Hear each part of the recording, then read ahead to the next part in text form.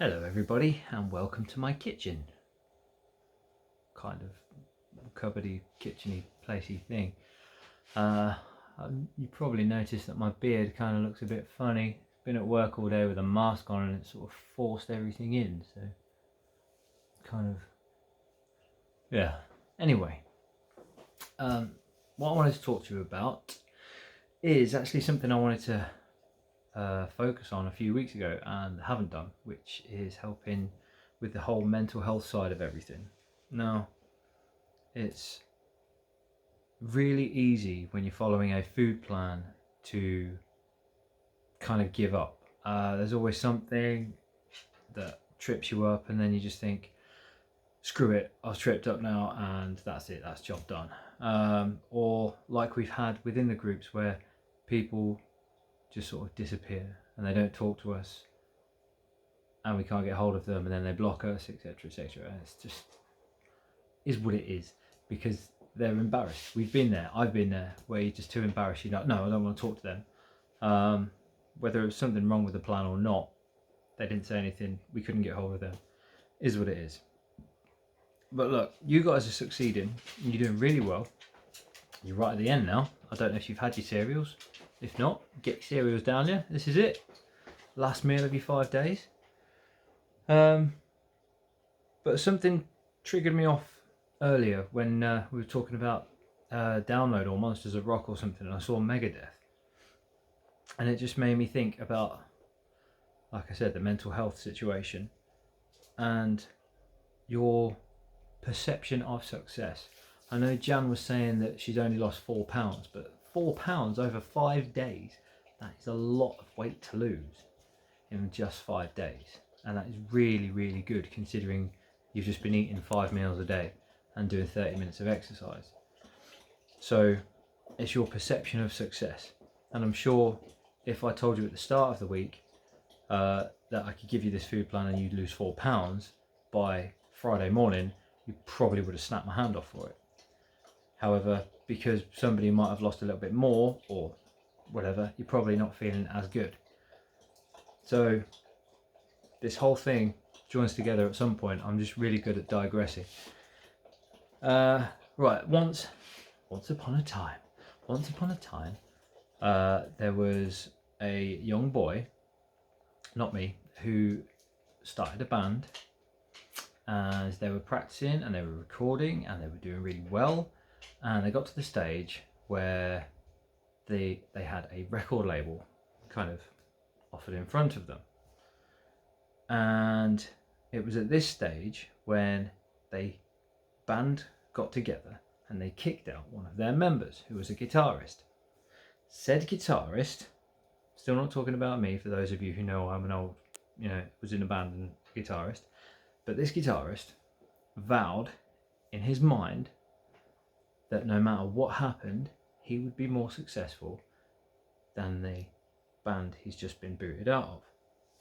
So, after starting and forming his own band, recording songs, getting out on tour, eventually after time, he was noticed by a record label. He then became quite famous. They're much more famous over in the States than they are in England. They are still famous over here, but in the States they're much bigger.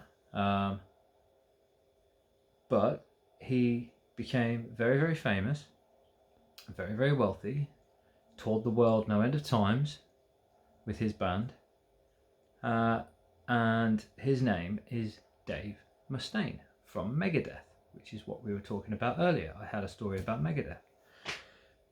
And he valued his success on being better than the other band, on being more successful in his eyes than the band that he was booted out of.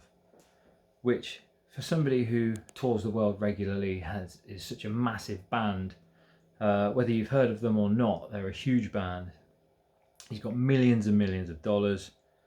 He's a very, very successful man. But he came out in 2019 when he had been diagnosed with throat cancer and said that he'd been suffering with depression all of his life because he was still depressed because he valued his success as being better than this other band. Now you just think, how can he still be depressed when he's so successful touring the world,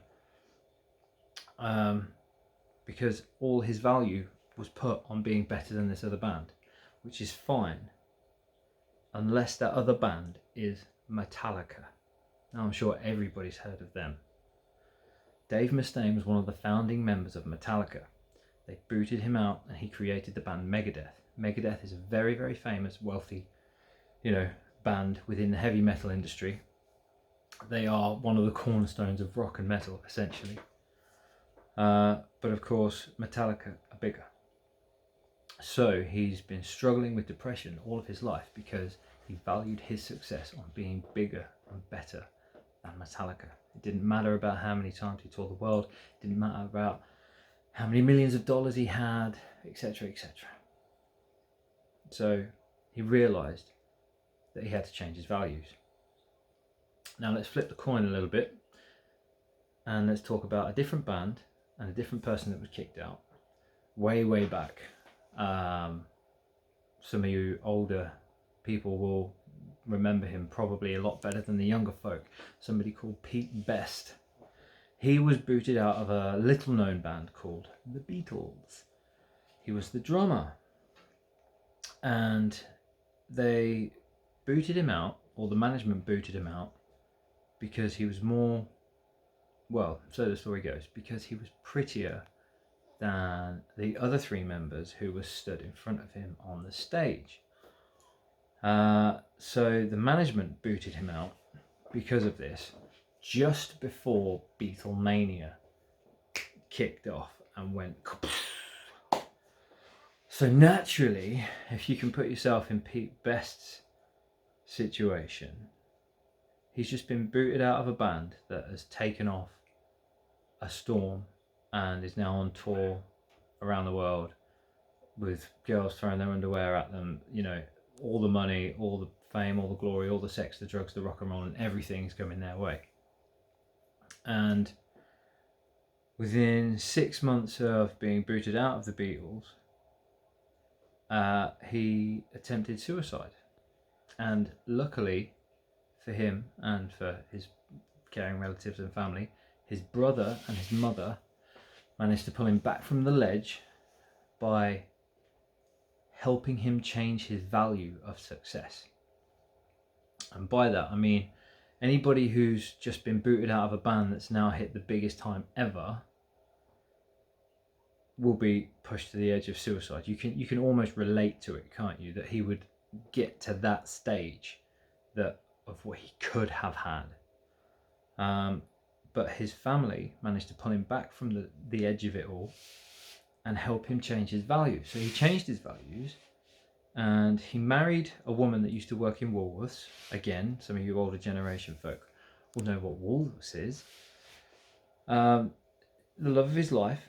He's had 2 daughters who have then had, I think it was 2 daughters, who have then had further children. So he's a grandfather, and he spent 20 years as a civil servant helping people at the job centre in Liverpool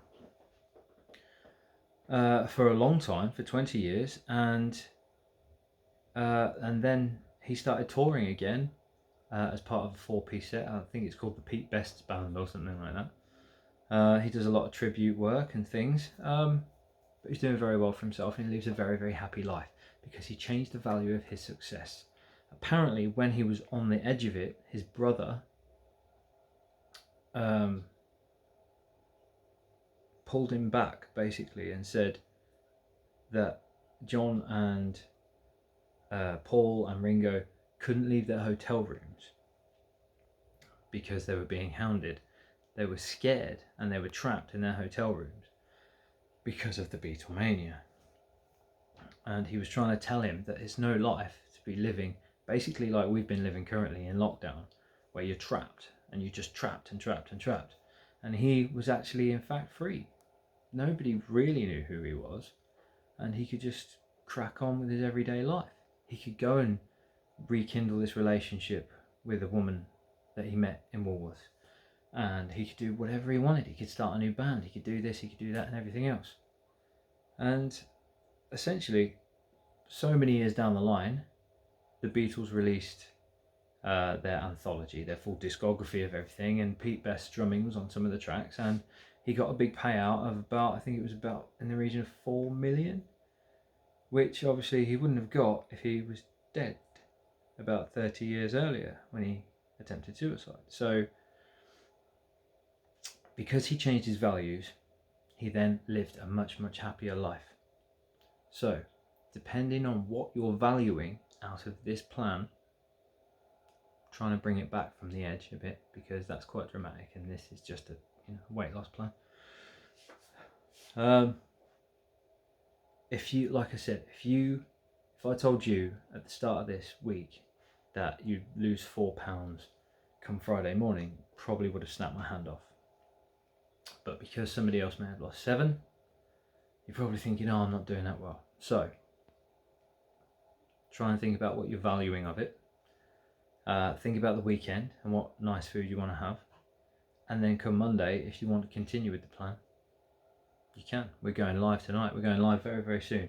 Charlie's actually just discussing with me about going live sooner so that you guys, if you wanted to, get first dibs, and you get a discount as well, which is great for being testers. So yeah, I hope this story has helped, and if not, then I've just wasted 11.5 minutes of your time. But you've all been really, really good testers. I'm really proud of you. Well done for losing so much weight and sticking with it, because I know it's difficult, and dealing with the headaches and the sugar addictions and all the other fun that comes with it, and the really gloopy green smoothies, etc, etc. So yeah, well done. We're really proud of you. We're really hoping that you still join us next week for our first official membership group.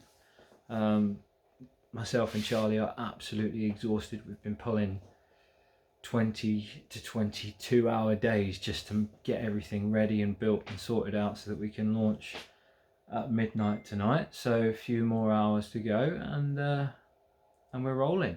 So all the best. We love you all. Thank you so much for being so active and being part of my test group, which 5 weeks ago only started with me stood on the scales thinking, I wonder if this will work for somebody else. And you guys are the result. So thank you very much indeed.